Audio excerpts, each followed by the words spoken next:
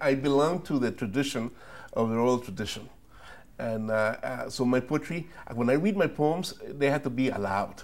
I cannot read my poems in silence. Even though, I'm in airplanes, I will be reading the poetry and I will read it aloud because I will be, whispering the poetry. Because poetry, I really believe, has to do with a sense of communicating. And the idea of breathing the poem out, so giving life to the poem is important.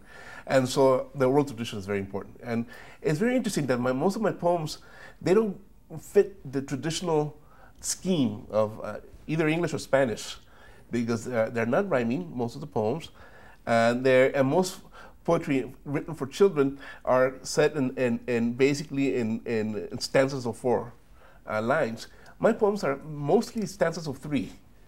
And I believe, I come to the conclusion, the reason why I use 3 verses in a stanza, because number 3 gives you a sense of incompleteness.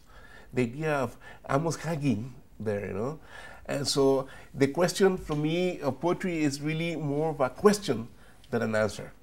My poetry doesn't really provide answers. They're really posing questions. And I think the reader becomes engaged in this challenging process. And so, yes, being a poet of the oral tradition means that my poems are totally oral.